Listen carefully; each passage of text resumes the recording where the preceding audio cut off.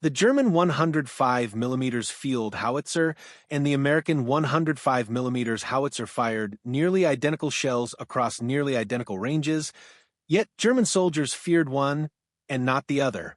They feared American artillery more than British concentrations that could summon 24 guns in minutes. They feared it more than Soviet barrages that turned entire grid squares into moonscapes. The difference was not in the guns. It was in something invisible, something the Germans could not see coming, something that arrived without warning and departed without mercy. That difference would determine who controlled the battlefields of Europe. Before we go deeper into how this decision changed the war in Europe forever, make sure to subscribe for more history that actually happened. The paradox begins with the hardware itself. At first glance, there should be no contest. The German 10.5 centimeters Lu FH-18 howitzer, entering service in 1935, weighed 4,376 pounds and hurled a 32-pound high explosive shell to a maximum range of 10,675 meters. The American M2A1 105 mm howitzer, adopted in 1940, weighed slightly more at 4,980 pounds and fired a 33-pound projectile to 11,270 meters. The British 25-pounder, beloved by Commonwealth gunners, fired a lighter 25-pound shell but compensated with legendary reliability and a well-drilled loading sequence that could maintain 3 rounds per minute indefinitely. Soviet artillery ranged from excellent to overwhelming, with the Red Army fielding more guns than any other army on Earth, and a doctrine explicitly built around crushing enemy positions under avalanches of steel. Yet, in interrogation after interrogation, in diary after diary, in letter after letter, German soldiers singled out American artillery as uniquely terrifying. They called it instant thunder. They said it fell without warning. They claimed it followed them everywhere. Field Marshal Erwin Rommel, commanding forces in North Africa and later in France, observed that American fire superiority broke his formations apart before ground combat even began. The question is not what the Americans used, but how they used it. In the years between the World Wars, while European powers rebuilt their armies around the lessons of 1914 to 1918, the United States Army had no such luxury of certainty. America had entered the Great War late, fought with borrowed French artillery, and demobilized so completely that by 1920 the field artillery branch barely existed as an organized force. But one institution survived. The United States Army Field Artillery School at Fort Sill, Oklahoma. This remote garrison in the Southern Plains became the incubator of a revolution no one recognized until it was unleashed. Fort Sill in 1920 was not impressive. Its facilities were sparse, its budget minimal, its student body small. What it possessed was intellectual freedom. Artillery officers stationed there, freed from the immediate pressures of operational commands, began asking uncomfortable questions about the Great War's artillery practices. Why had American batteries using French guns and French methods been unable to shift fire quickly? Why did massed bombardments consume thousands of shells to destroy targets that could have been neutralized with dozens? Why were forward observers so often out of contact with their guns? The answers led to uncomfortable conclusions. Artillery was not just about better guns, but better systems. The central figure in this transformation was then Lieutenant Colonel Leslie J. McNair, an artillery officer who arrived at Fort Sill in 1920s and began dismantling every assumption about how artillery should be taught and employed. McNair was not interested in producing gunners who could recite firing tables. He wanted officers who could think in terms of systems, guns, observers, communications, fire direction, logistics, all integrated into a single responsive whole.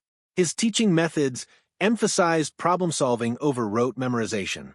Students were presented with tactical situations and required to design artillery solutions from first principles. The contrast with European artillery schools, which taught artillery as a mathematical science divorced from battlefield chaos, could not have been sharper. While McNair revolutionized training, another Fort Sill officer, Orlando Ward, tackled the problem of fire direction. In the Great War, individual battery commanders had controlled their own guns, spotting their own fall of shot, making their own corrections. This decentralized system worked adequately when batteries fired independently at separate targets. It failed catastrophically when multiple batteries needed to concentrate fire on a single point or shift rapidly between targets. Ward proposed a radical centralization. A fire direction center that would receive all target information, calculate firing data for all guns in a battalion, and coordinate their fire. Initially, this idea met resistance. Battery commanders did not want to surrender autonomy. Senior officers worried about creating bottlenecks. Ward persisted. By the mid-1930s, Fort Sill had developed functioning fire direction centers and was teaching their employment to every artillery officer who passed through the school. The third element of the system came from an unexpected source, the Connecticut State Police. In the early 1930s, Connecticut equipped its patrol cars with frequency-modulated radio, a technology that provided clear voice communications over distances of 40 miles without the static and fading that plagued amplitude-modulated systems. Major Anthony C. McAuliffe, observing these radios during a visit, immediately grasped their military potential. If forward observers could communicate with fire direction centers via reliable voice radio, they could call for and adjust artillery fire in real time without depending on vulnerable telephone lines. McAuliffe lobbied for the adoption of FM vehicle radios throughout the field artillery. By 1940, American artillery battalions were being equipped with radios that German and British gunners would not possess in equivalent capability until the war's final year. The fourth element was mobility. European armies in the 1930s still relied heavily on horse-drawn artillery. Horses could traverse terrain that vehicles could not, and in the mud of Eastern Europe or the mountains of Italy, this seemed like an insurmountable advantage. American artillery planners took a different view. Horses required fodder, rest, and veterinary care. They could move perhaps 25 miles in a day before needing recovery time. A single horse-drawn artillery battalion required hundreds of animals and hundreds of men just to care for them. Trucks and tractors required fuel and maintenance, but a motorized artillery battalion could road march 160 miles in a day if necessary. More importantly, motorized artillery could keep pace with mechanized infantry and armor divisions. The U.S. Army committed to full motorization of its field artillery.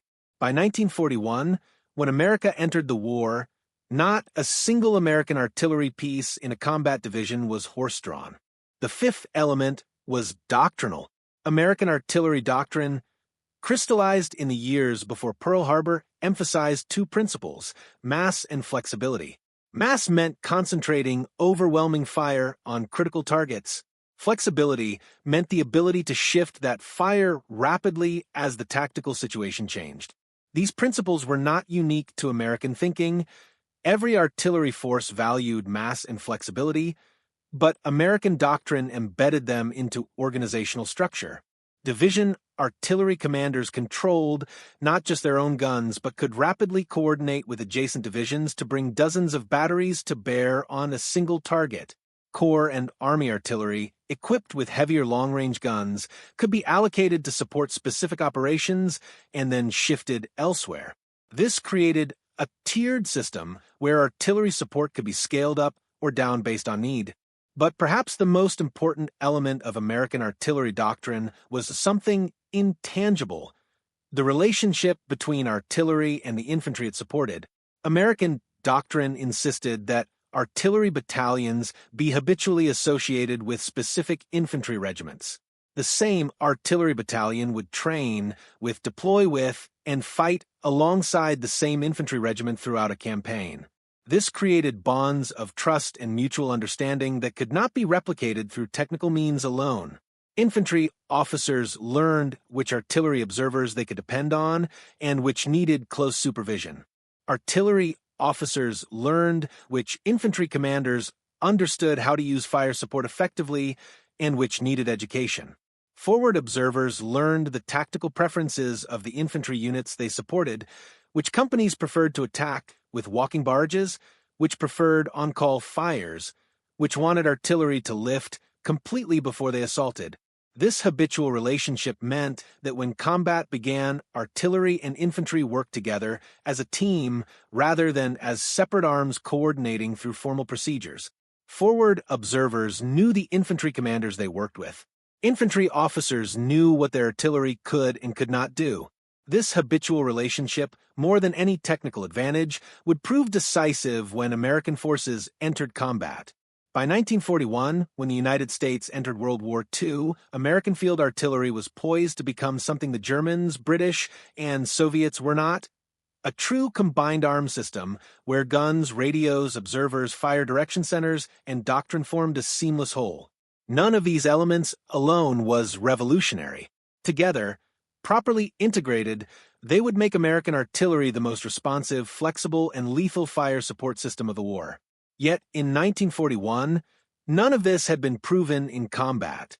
American gunners were training with obsolete French 75mm guns from the Great War. Modern weapons existed only in small numbers or on drawing boards.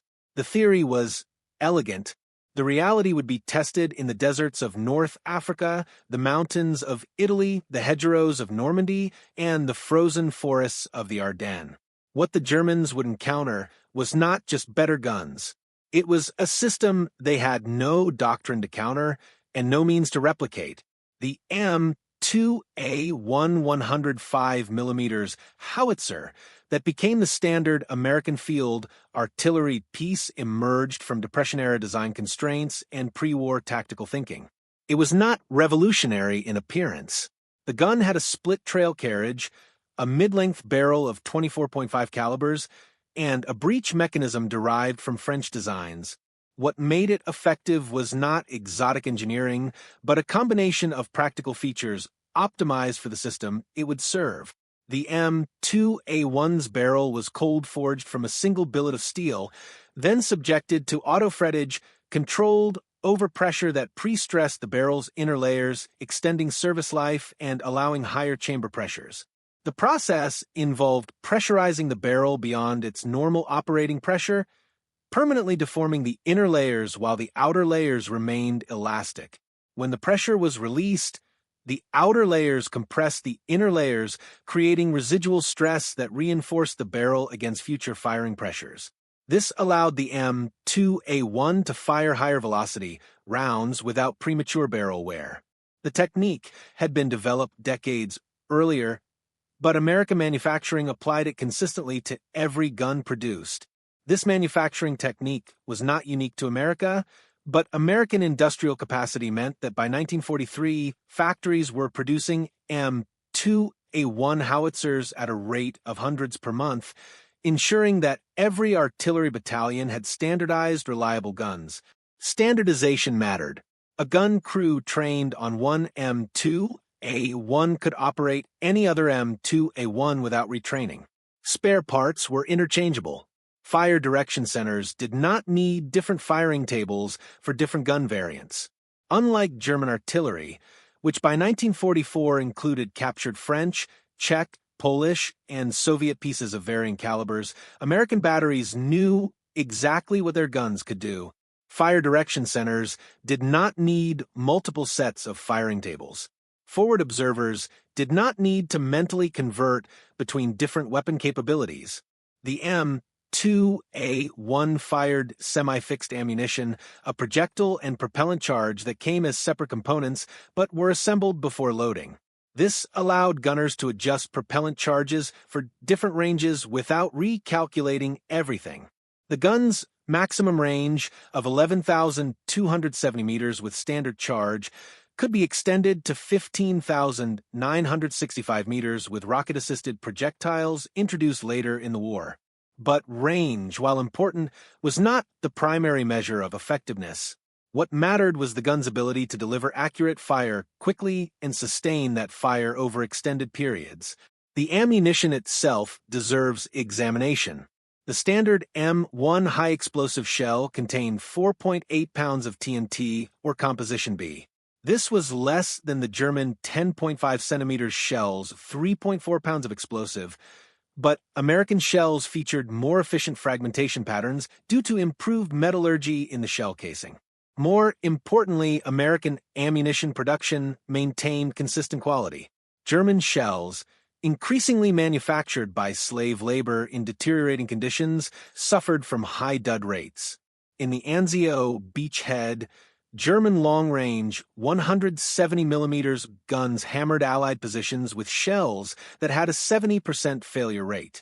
American shells, produced in factories with rigorous quality control, almost always functioned as designed. But the gun and ammunition were merely components. The true innovation was the Fire Direction Center. To understand its revolutionary nature requires understanding what it replaced.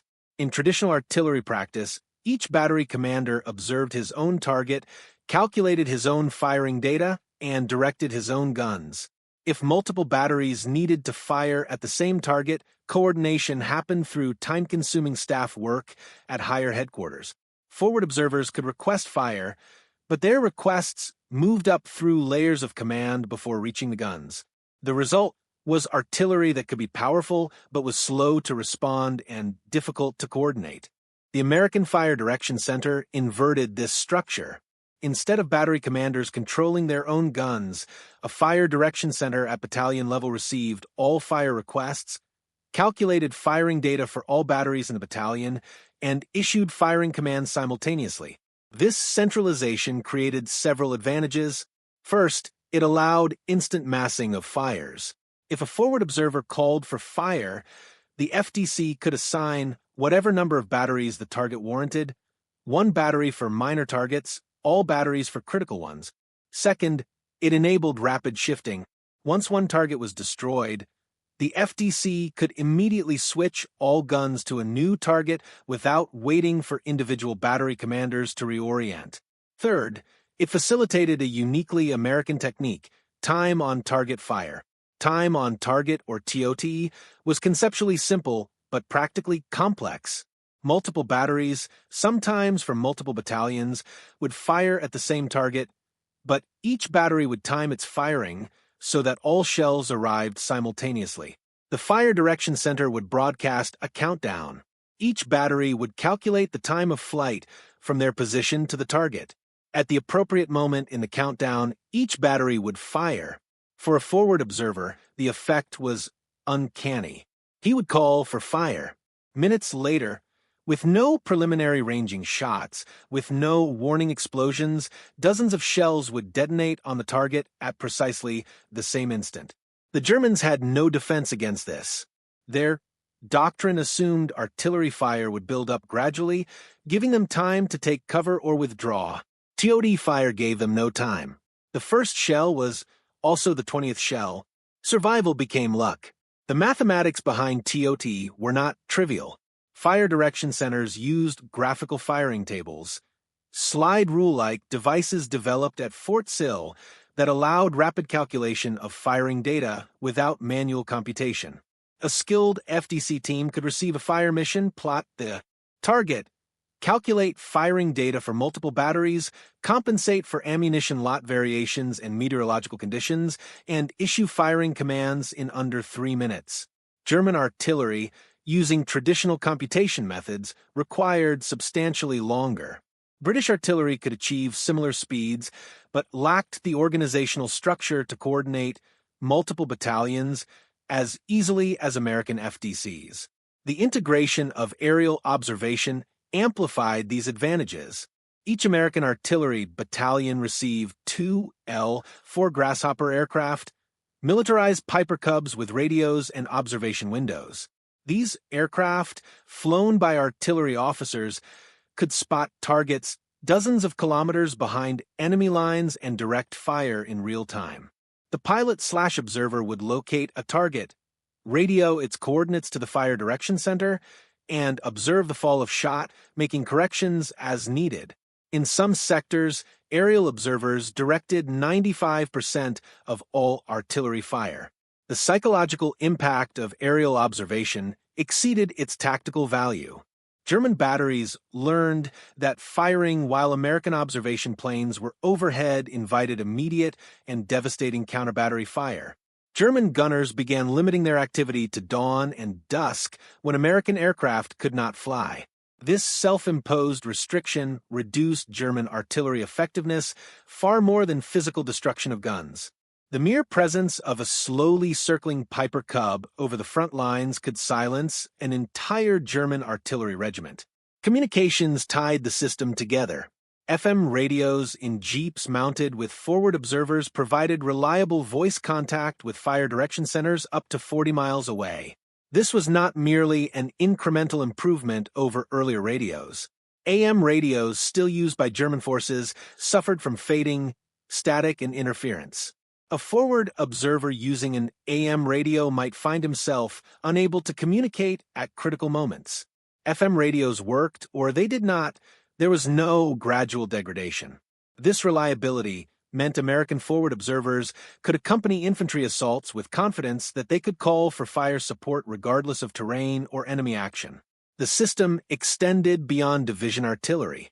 Each infantry division had 3 battalions of M2A1 howitzers, 1 supporting each regiment, plus 1 battalion of heavier M1 155 mm howitzers for general support.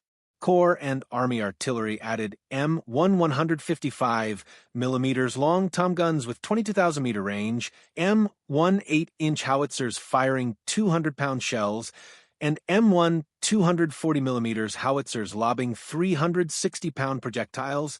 All of these weapons used the same fire direction procedures, the same radio protocols, the same coordination methods.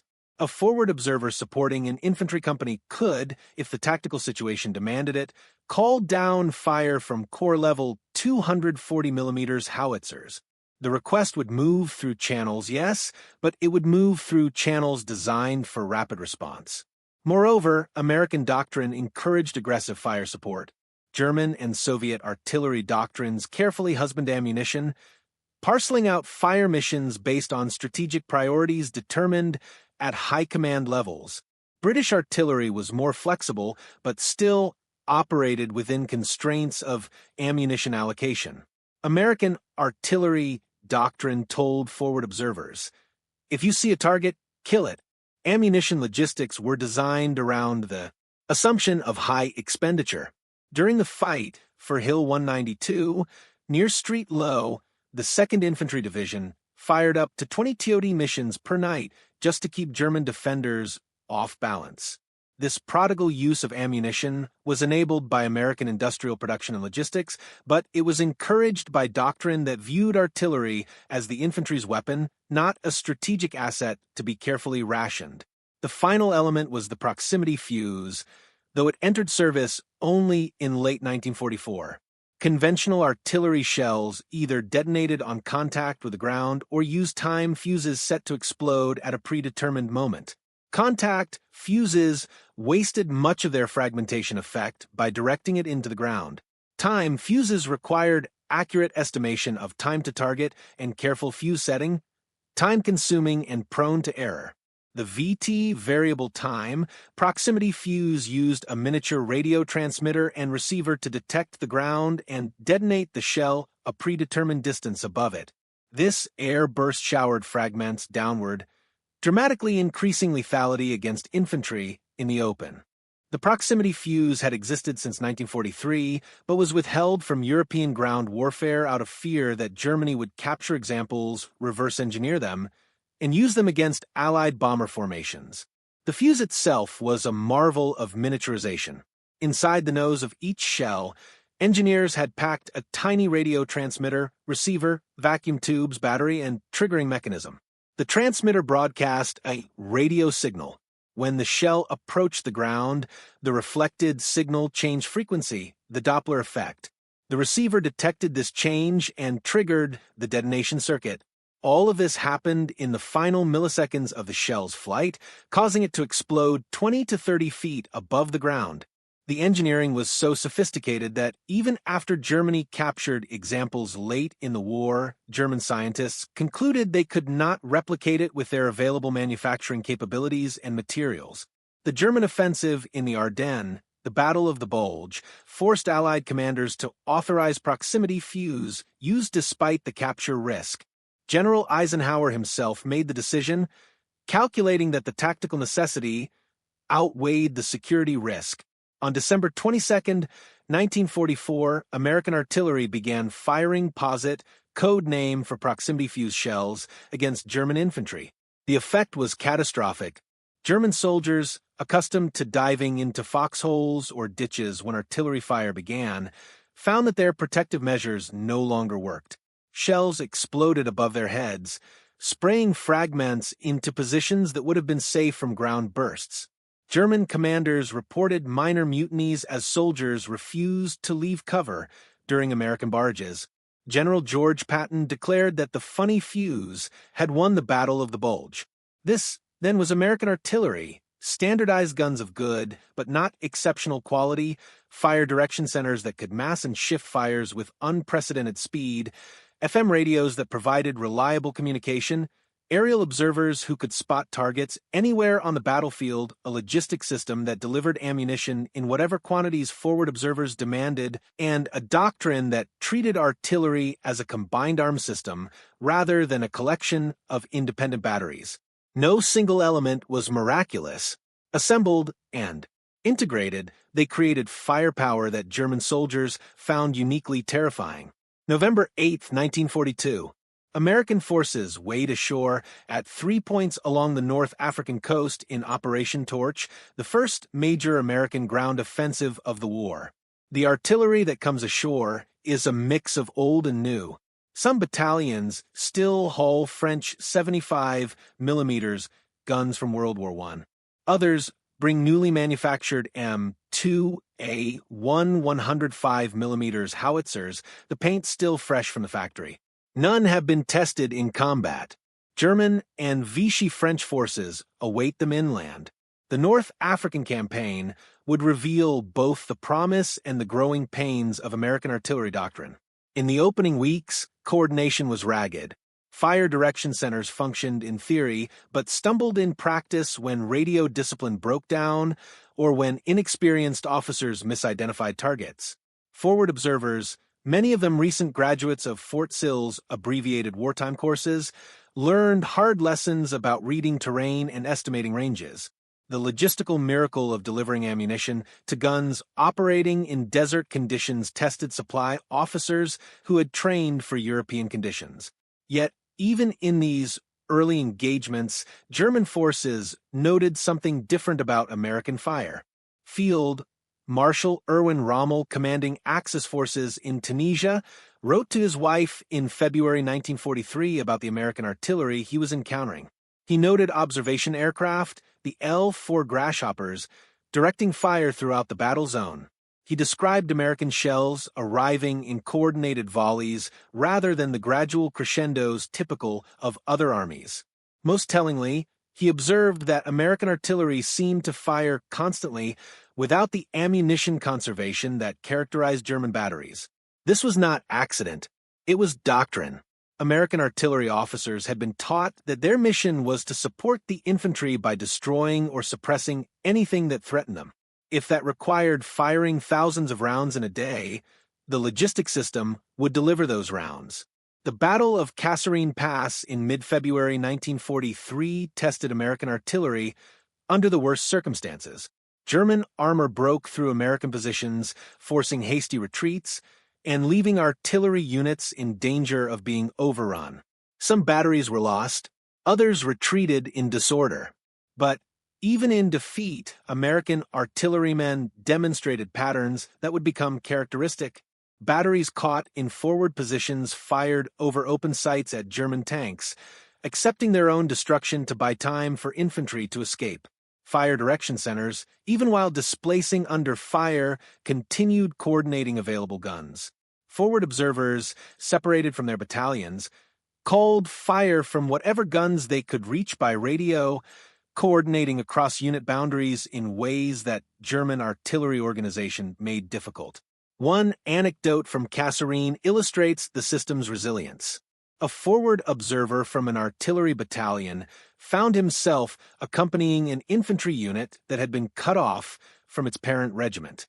His own artillery battalion was out of radio range, using his FM radio, he made contact with a completely different artillery battalion from another division, provided target coordinates for German positions threatening the infantry, and adjusted their fire as if they were his own guns. The fire direction center of the contacted battalion calculated firing, data, assigned batteries, and delivered fire without requiring elaborate inter-unit coordination or approval from higher headquarters. The system was designed to do this. German artillery organization, where each battery commander controlled his own guns and inter-unit cooperation required staff work at regimental level or higher, could not replicate this flexibility. By the time American forces pushed into Tunisia in March and April 1943, artillery procedures had smoothed out. Battalions that had struggled in November were now firing coordinated time on target missions. Forward observers had learned to read the terrain. Fire direction centers had mastered the timing of TOT shoots. More importantly, the habitual relationship between artillery and infantry was solidifying. Infantry officers knew that if they called for fire, shells would arrive within minutes. Artillery forward observers knew which infantry commanders would use their fire support aggressively and which ones needed encouragement. This trust, more than any technical capability, made American artillery effective. The final offensive in Tunisia in May 1943 showcased the matured system. American artillery fired over 50,000 rounds in support of the attack that captured Bizerta. Forward air observers directed fire on German retreat routes, turning withdrawals into routes. Fire direction centers coordinated shoots involving multiple divisions, massing fire on German strongpoints before shifting to follow-on targets. German prisoners interrogated after the surrender consistently mentioned American artillery as one of the most difficult aspects of the campaign. They had faced British artillery in Egypt and Libya. It was heavy, accurate, well-directed. They had faced Soviet artillery in Russia. It was overwhelming, apocalyptic in volume. American artillery was different. It appeared suddenly, hit hard, and moved on. It seemed to follow them. It gave no warning. Yet North Africa was the easy theater. The desert offered long sight lines for observation. Radio communications faced minimal terrain interference. The weather, though harsh in other respects, rarely prevented aerial observation.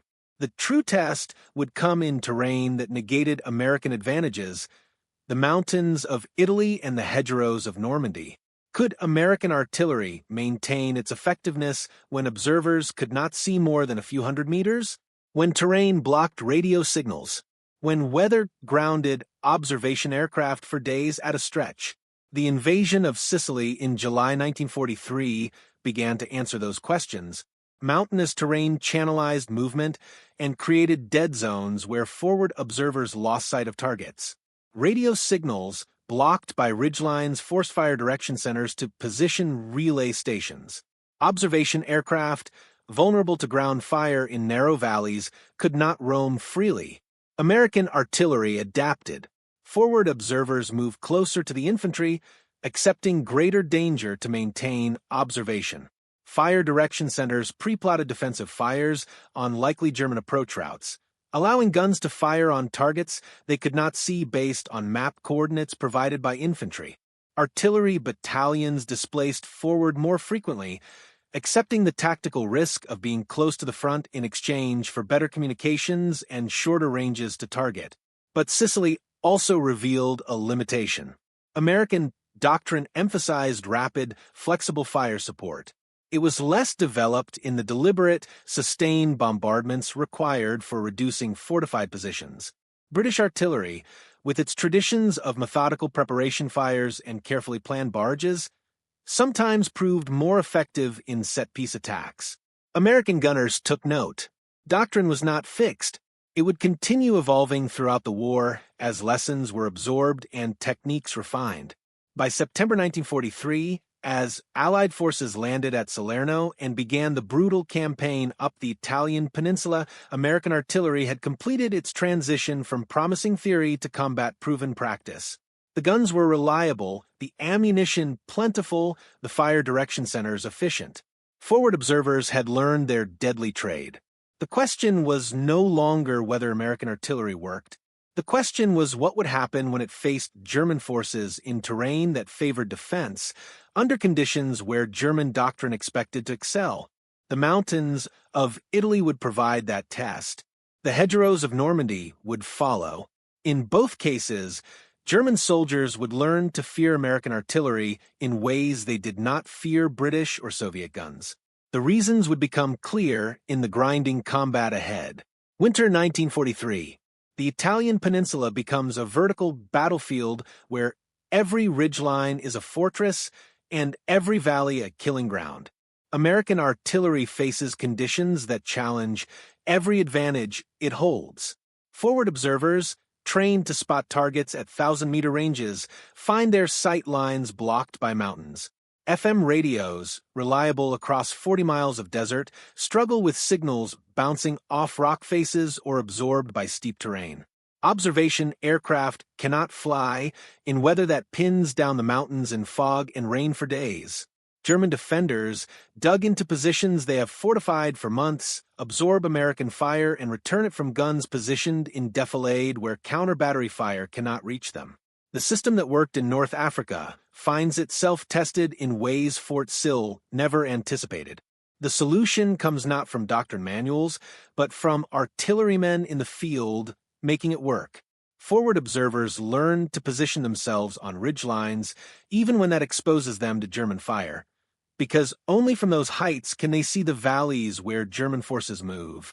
Radio operators string relay stations up mountain slopes, creating chains of communication when direct contact fails.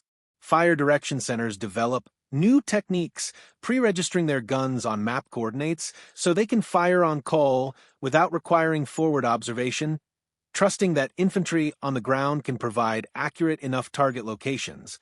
Artillery battalions accept higher risk, positioning their guns closer to the front than doctrine recommends, because the mountainous terrain demands it. But the greatest adaptation is tactical. American artillery learns to work in concert with British methods. British artillery doctrine, evolved from World War I experience and refined in North Africa, excels at methodical preparation fires. Before British infantry attacks, British guns systematically destroyed German positions with carefully planned barrages that move forward in increments as the infantry advances. This technique, called a creeping barrage, requires precise timing and can be devastatingly effective. American artillery has not emphasized this technique, preferring responsive fire on targets of opportunity. In Italy, American gunners learn from British counterparts. Mixed American-British fire plans become common, with British guns providing sustained suppression while American guns shift rapidly to targets. Identified by forward observers, the combination proves more effective than either method alone. German defenders adapt as well, but their adaptations reveal the structural limitations of their artillery system. German doctrine positions artillery further behind the lines than American practice, both for survivability and because German guns, increasingly horse-drawn due to fuel shortages, need more time to displace. This depth provides some protection from counter-battery fire, but it also increases the time between when a German forward observer calls for fire and when shells arrive. German fire direction procedures, which require calculation and coordination at higher levels than American FDCs, add further delay. The result is that German artillery, while accurate and professionally executed, responds more slowly than American guns. In static defensive fighting, this delay matters less. In fluid combat, it becomes critical. The Americans also discover weaknesses in their own system. When fighting bogs down into attritional struggles for mountain strongpoints like Monte Cassino or the Winter Line, American advantages in mobility and rapid response matter less than sheer weight of fire and ammunition availability. Here, both American and British artillery face logistical nightmares. Every shell must be trucked up narrow mountain roads that German artillery can interdict. Ammunition supply becomes the limiting factor on fire missions. American logistics, designed around the assumption of rapid advance, struggles to sustain static bombardments. German defenders operating on interior lines with shorter supply routes, sometimes achieve local artillery superiority despite their overall disadvantage in number of guns. Yet, even in these difficult conditions, German prisoners continue to single out American artillery as particularly feared. Interrogation reports from Italy reveal why. German soldiers describe American fire as relentless. British artillery fires in patterns, barrages before attacks, interdiction fires at night, counter-battery programs on schedules. Soviet artillery, when it fires, arrives in overwhelming pulses that devastate everything in the target area but then stop as guns displace or await ammunition resupply. American artillery seems to be always present. A German squad moving between positions in daylight draws American fire within minutes. A German mortar crew fires a few rounds and receives counter-battery fire before they can displace. German soldiers learn that any movement, any activity that might be observed, invites American shells. This constant pressure, more than any single devastating barrage, grinds down German morale and combat effectiveness. The reason lies in the American system's design philosophy. British and Soviet artillery are optimized for major operations, set-piece attacks, deliberate defenses, planned offensives. They excel when employed en masse according to careful plans. American artillery is optimized for continuous operation. The Fire Direction Center can handle a steady flow of fire missions as easily as occasional TOT shoots. Forward observers call fire not just for major targets, but for any target they see. Aerial observers roam constantly, looking for targets of opportunity. The cumulative effect is artillery that never stops working. German forces cannot predict when American fire will arrive because it arrives whenever American observers see something worth shooting at. This difference reflects deeper doctrinal philosophies. German artillery doctrine views artillery as a supporting arm to be employed according to higher command decisions. Soviet doctrine treats artillery as a breakthrough weapon to be massed for major offensives.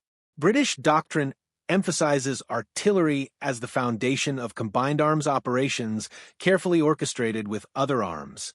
American doctrine alone treats artillery as the infantry's direct support weapon, responsive to infantry needs on a minute-by-minute basis. The American forward observer has authority to call fire without seeking permission. The Fire Direction Center can assign batteries to missions without waiting for higher approval. This decentralization of fire control, combined with centralization of fire direction, creates responsiveness that other systems cannot match.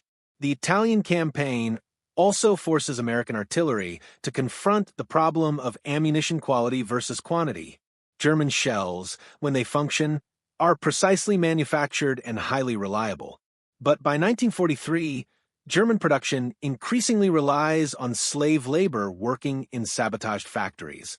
Interrogations of German artillery prisoners reveal that they expect significant percentages of their shells to fail, duds that impact without exploding, fuses that fail to initiate, propellant charges that burn irregularly.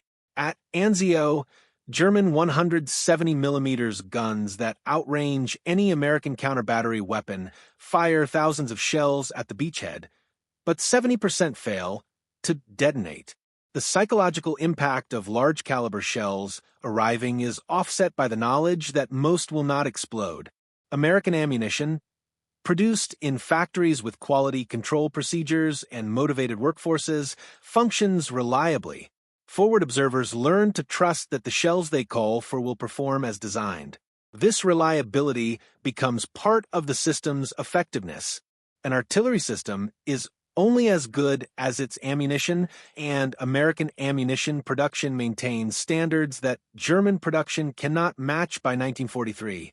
By the spring of 1944, as Allied forces prepare for the invasion of Normandy, American artillery has evolved through combat experience. The guns are proven. The fire direction procedures are refined. Forward observers have learned their craft. The system has adapted to mountainous terrain, poor weather, and determined German defense. What remains is the ultimate test, a lodgment on a hostile shore, followed by breakout into terrain that favors German defensive doctrine. The hedgerows of Normandy will test American artillery in ways even Italy did not. The question is whether the flexibility and responsiveness that worked in North Africa and survived in Italy will suffice in the close terrain of northwestern France against German forces fighting for national survival. July 25, 1944. The Normandy campaign has ground into stalemate. 6 weeks after D-Day, Allied forces control a lodgment perhaps 50 miles deep and 100 miles wide, but German defenses have contained every attempt at breakthrough. The hedgerow country of Normandy, with its sunken lanes and thick earthen walls every 100 meters, creates a defender's paradise and an attacker's nightmare. American forces have suffered over 40,000 casualties fighting for ground that could be measured in fields. Now, near the town of St. Lo, American commanders prepare Operation Cobra, a concentrated offensive designed to shatter German lines and begin the race across France. The success or failure of Cobra will determine whether the Normandy invasion achieves its strategic objectives or bogs down into attritional warfare. American artillery plays the central role in Cobra's design. The plan calls for a massive aerial bombardment by heavy bombers to devastate German positions along a narrow front, followed immediately by American ground assault supported by every available artillery piece. The 1st Army Artillery prepares to fire its guns to destruction if necessary. Ammunition stockpiles have been built up over weeks. Fire direction centers have pre-plotted hundreds of targets. Forward observers have rehearsed their procedures. The system that evolved in North Africa and matured in Italy will face its decisive test. The aerial bombardment, when it comes, is terrifying and tragic. Heavy bombers flying through clouds and smoke drop thousands of tons of explosives on German positions. They also drop bombs on American positions, killing and wounding over 150 American soldiers in a short bombardment. But the ground advance begins regardless. Infantry push forward into the smoke and dust, and the artillery opens fire. What follows is a demonstration of American artillery at its most effective. The fire plan for Cobra is staggering in scope. Over 1,000 artillery pieces have been positioned to support the attack. Fire direction centers have calculated firing data for hundreds of pre-planned targets. Forward observers have rehearsed their procedures and memorized the terrain.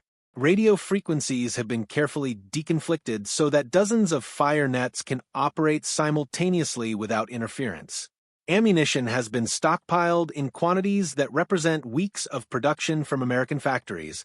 The entire system, from the factories in America to the forward observers in the hedgerows, has been orchestrated for this moment. Fire direction centers coordinate batteries from multiple divisions. Forward observers, advancing with the infantry through the hedgerows, call fire on German strongpoints as they are identified. Aerial observers, flying above the smoke, direct fire on German reserves moving to counterattack. The guns fire continuously. Batteries expend their ready ammunition, reload from trucks that race forward, and resume firing. The German defensive line, already shaken by bombing, begins to crack under the weight of coordinated artillery fire that gives them no respite. German forces attempt to respond. Artillery batteries that survived the bombing begin firing at American assembly areas. But German counter-battery fire faces a problem that German gunners have noted throughout the campaign. American artillery locates and destroys German guns faster than German artillery can locate American positions. The reason is aerial observation combined with rapid-fire direction. An American observation aircraft spots German muzzle flashes, radios coordinates to a fire direction center, and within minutes. American shells are falling on the German battery position.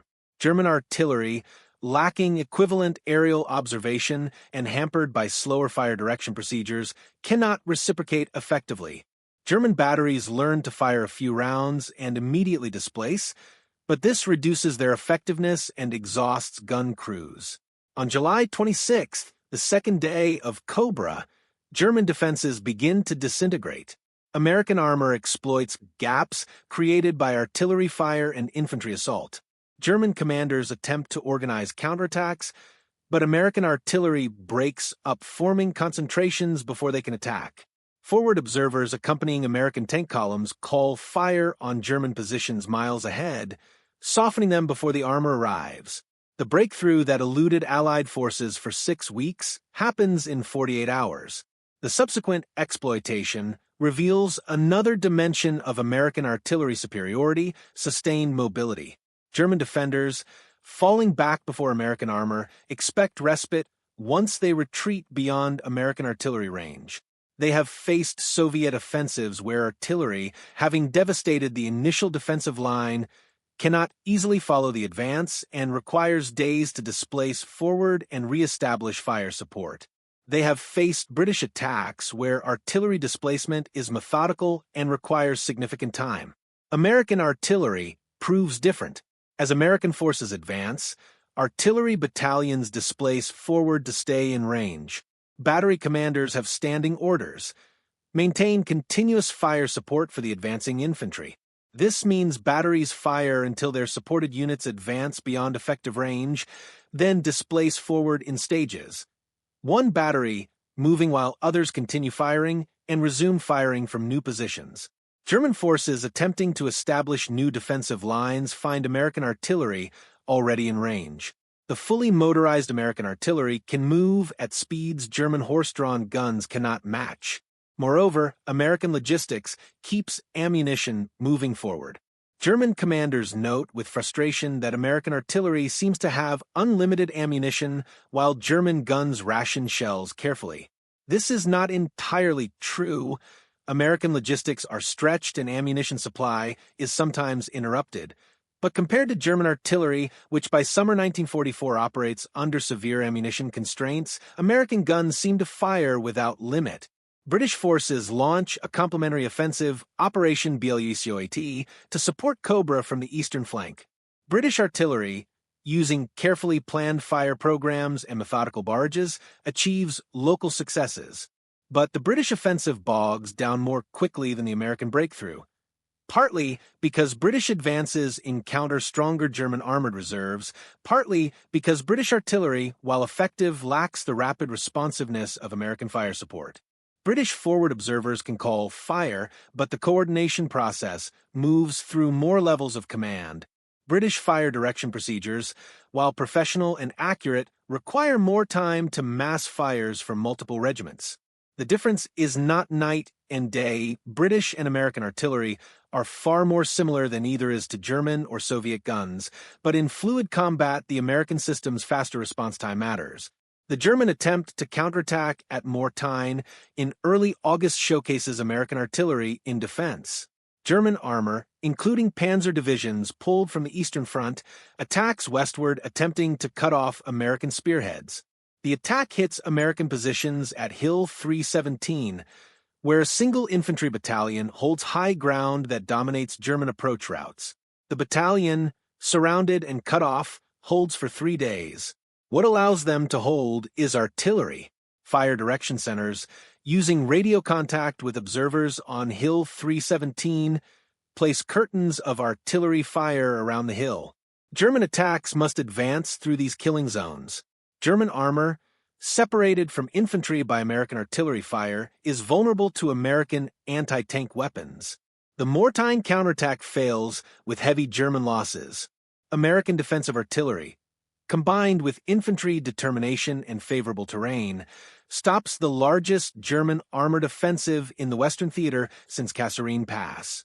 By mid-August, as the Falaise pocket closes around retreating German forces, American artillery has achieved something unprecedented. It has become the dominant arm in ground combat. Infantry and armor matter. But time and again, it is artillery that breaks German defenses, stops German counterattacks, and enables American advances. German prisoners, interrogated after capture, consistently describe American artillery as the most difficult aspect of fighting Americans. They fear American air power when it appears, but air power is intermittent and weather-dependent. They respect American armor, but German anti-tank weapons can destroy American tanks. American artillery is present continuously, responds rapidly, and cannot be effectively countered. The reasons are systemic. American fire direction centers can mass fires from dozens of batteries faster than German or British equivalents. American forward observers have authority to call fires immediately without seeking permission. American logistics delivers ammunition in quantities that keep guns firing. American mobility allows artillery to keep pace with exploiting forces.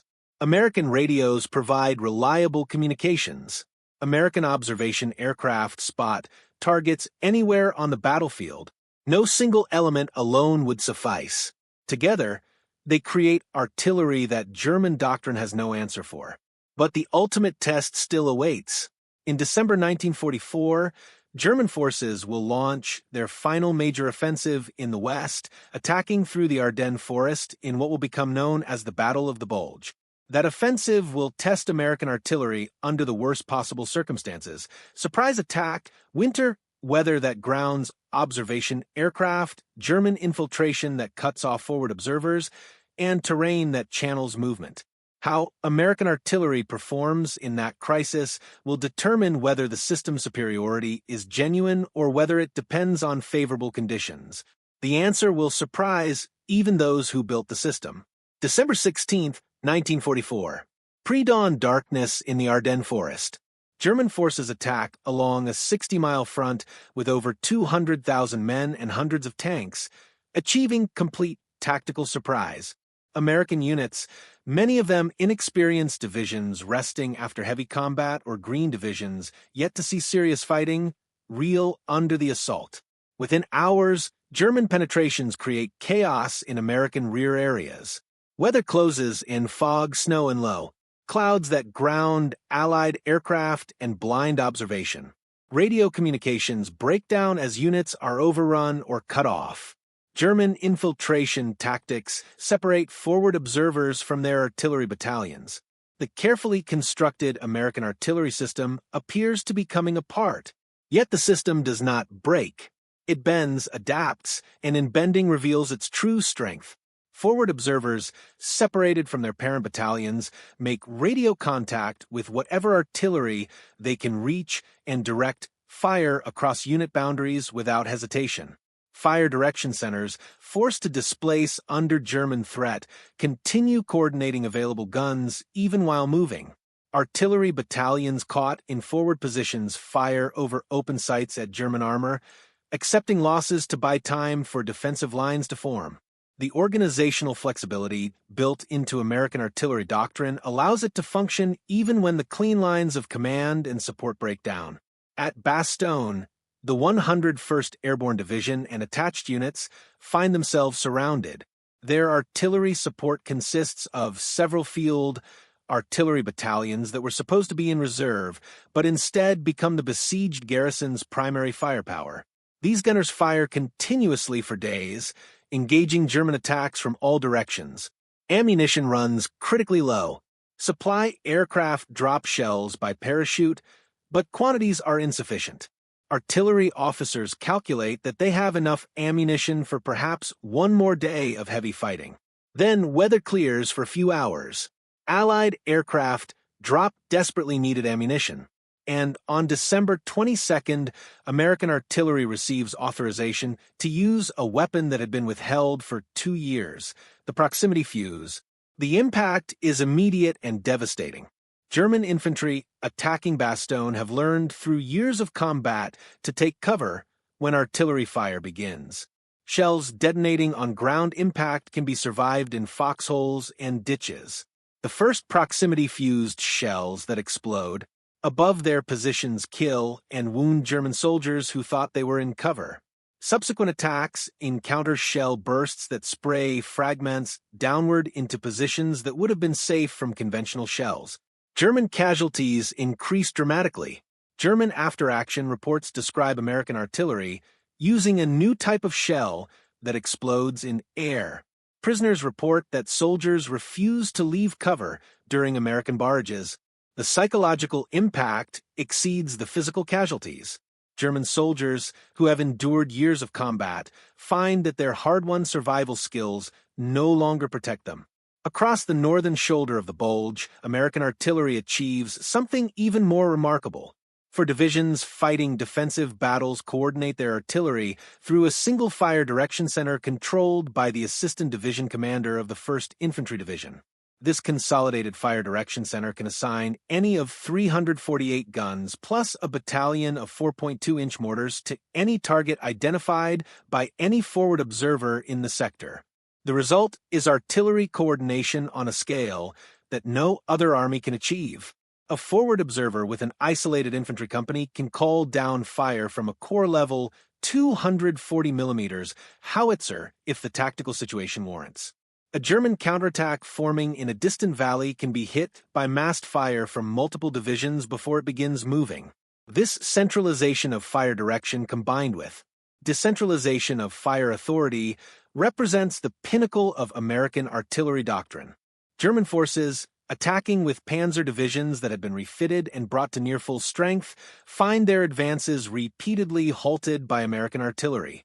Terrain that should favor German infiltration tactics becomes killing zones as American gunners fire pre-plotted defensive concentrations. German armor, attempting to exploit breakthrough, finds American artillery collapsing defensive fires on key road junctions and choke points. German infantry, advancing through forests where American observation should be blind, discovers that American artillery can fire accurately using map coordinates alone, saturating areas where German forces are reported even without direct observation.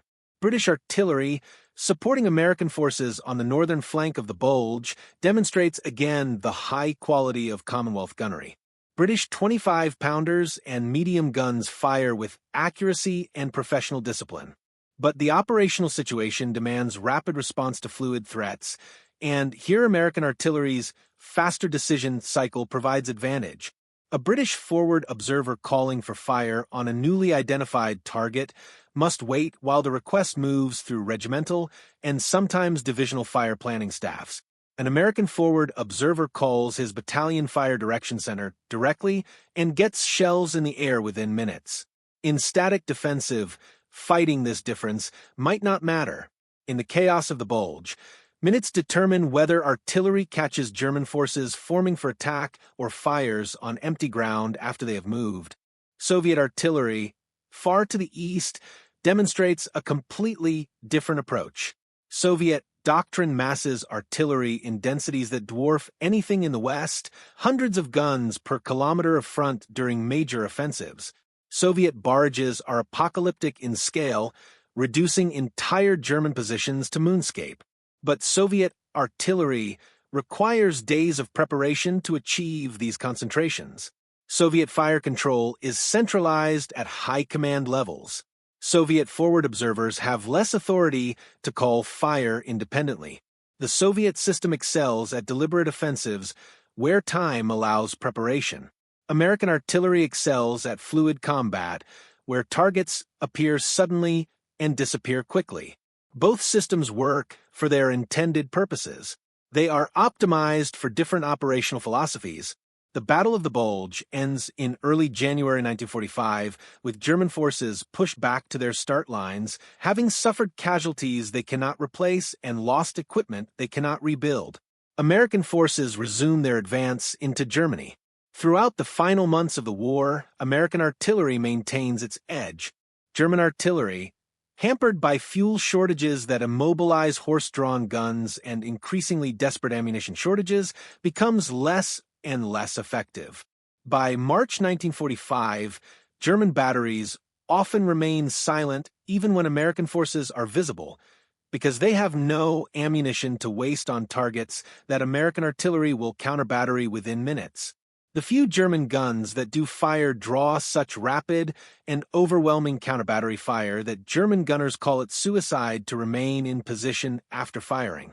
In the final weeks before German surrender, American artillery demonstrates capabilities that would have seemed impossible in 1941. Fire direction centers routinely coordinate batteries from multiple divisions, firing time on target missions involving dozens of guns on targets identified minutes earlier. Forward observers call fire while riding in tanks advancing across open country. Aerial observers flying new L-5 aircraft with better performance than the L-4 direct fired deep into German rear areas. Artillery battalions displace forward so frequently that they fire, move, and fire again within hours. The guns wear out from constant use and are replaced from supply. Ammunition expenditure reaches levels that dwarf what German forces ever achieved. An American infantry division in active combat can fire more artillery shells in a day than a German division fires in a week. General George Patton, commanding 3rd Army, declares publicly that artillery won the war. He is not entirely wrong. American artillery did not win the war alone. Logistics, air power, industrial production, allied cooperation, and infantry courage all mattered. But artillery was the system that translated American material advantage into tactical dominance. German forces could and did fight effectively against American infantry and armor. They had no effective counter to American artillery. The weight of fire, the speed of response, the flexibility of employment, and the relentlessness of its presence wore down German combat power more than any other American capability. German soldiers who survived the war remembered many aspects of fighting Americans. What they remembered most was the artillery. The question that opened the story can now be answered. German soldiers feared American artillery more than British or Soviet fire, not because American guns were larger, more accurate, or more numerous. They feared it because American artillery was responsive in ways that other systems were not. British artillery could mass devastating fire, but that fire had to be planned and coordinated through deliberate staff work. Soviet artillery could obliterate entire map squares, but those obliterations were set-piece operations prepared days in advance. American artillery responded to targets of opportunity within minutes, shifted fires rapidly, appeared unpredictably, and never seemed to stop. This responsiveness came from system design that integrated guns, radios, fire direction centers, forward observers, logistics, and doctrine into a seamless whole. The system was greater than the sum of its parts. Each component, FM radios, graphical firing tables, aerial observation, motorized transport, fire direction centers, proximity fuses, was individually an improvement. Together, they created artillery that operated inside German decision cycles. By the time German forces recognized a threat and called for artillery support, American shells had already arrived. By the time German artillery calculated firing data and began ranging on a target, American guns had fired, displaced, and were ready to fire again. The irony is that German artillery, technically and professionally, was excellent. German guns were well designed. German gunners were trained and disciplined. German fire direction, when it had time to operate, produced accurate fire. What German artillery lacked was the system architecture that made American artillery effective. German doctrine treated artillery as a supporting arm controlled at high levels. American doctrine treated artillery as an infantry support weapon controlled at low levels. German fire direction was decentralized to batteries, but coordinated at high levels. American fire direction was centralized at battalion level, but responsive to forward observer requests. German logistics rationed ammunition carefully. American logistics delivered ammunition prodigiously. These doctrinal and organizational differences mattered more than hardware specifications. British artillery, in many respects the most professional in the world, had different strengths and weaknesses. British guns were reliable, British gunners were skilled, British fire planning was meticulous.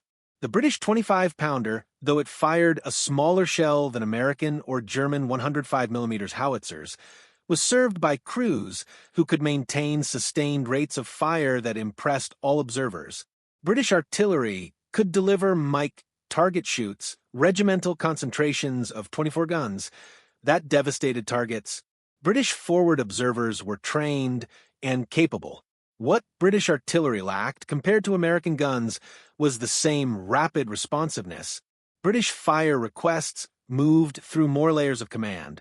British fire direction required more time to coordinate multi-unit shoots. British doctrine emphasized planned fires over opportunistic engagement. These differences were matters of degree, not kind. British and American artillery were far more similar to each other than either was to German or Soviet guns. But in fluid combat, American artillery's faster cycle time provided advantage. Soviet artillery represented a completely different philosophy, evolved from different operational requirements and tactical thinking. Soviet doctrine viewed artillery as the breakthrough arm, to be massed in overwhelming density for major offensives. This philosophy reflected Soviet experience fighting on the Eastern Front, where continuous front lines stretched thousands of kilometers and breakthrough operations required concentrating overwhelming force at chosen points. Soviet artillery organization reflected this purpose. Artillery divisions and breakthrough artillery corps existed as separate formations under Stavka Reserve to be allocated to fronts for major operations. These formations would concentrate at the breakthrough sector, fire devastating preparation barrages lasting hours, then support the assault with rolling barrages. The scale dwarfed anything in the West. Soviet artillery densities during operations like Bagration or the drive to Berlin reached levels that Western armies never attempted, hundreds of guns per kilometer of front, firing tens of thousands of shells per hour. These barrages achieved shock effects that American artillery rarely matched. But Soviet artillery required elaborate preparation, central planning at front or army level, and careful husbanding of resources. Soviet forward observers had less autonomy than American counterparts. Soviet fire direction was centralized at levels above what American doctrine employed. Soviet artillery excelled at operational level fires supporting major offensives. American artillery excelled at tactical level fires supporting immediate combat needs. Both systems worked for their intended purposes. The legacy of American World War II artillery doctrine persists. Modern American artillery continues to emphasize responsive fire support, integration with maneuver forces, and decentralized execution within centralized coordination. The Fire Direction Center evolved into computerized fire control systems, but the principle remains: centralize the calculation and coordination, decentralize the authority to call fire. The forward observer remains the critical link between artillery and infantry. The combination of precision and responsiveness remains the goal. American artillery in subsequent conflicts, Korea, Vietnam, the Gulf War, Iraq, Afghanistan, has continued to emphasize the principles developed at Fort Sill in the 1920s and 1930s and proven in combat from 1942 to 1945. Other armies learned from American practice.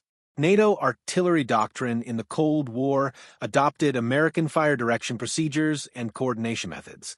Former Warsaw Pact armies, after the Soviet Union's collapse, studied and in some cases adopted Western artillery methods. The American model of responsive, flexible fire support became a standard against which other artillery systems were measured. This was not because American guns were better, many nations produced excellent artillery pieces, but because the American system of employment proved more effective in the kind of warfare that characterized the late 20th century. Yet the story also reveals a cautionary lesson. American artillery superiority in World War II was not inevitable. It resulted from 2 decades of intellectual development at Fort Sill by officers who were willing to question established practices and design new systems. It required industrial production that could deliver standardized equipment in massive quantities. It depended on training that could turn civilians into skilled artillerymen in months. It assumed logistics that could deliver ammunition in quantities that other armies found wasteful. Remove any of these elements and American artillery would have been competent, but not dominant. The superiority was systemic, and systems require all components to function.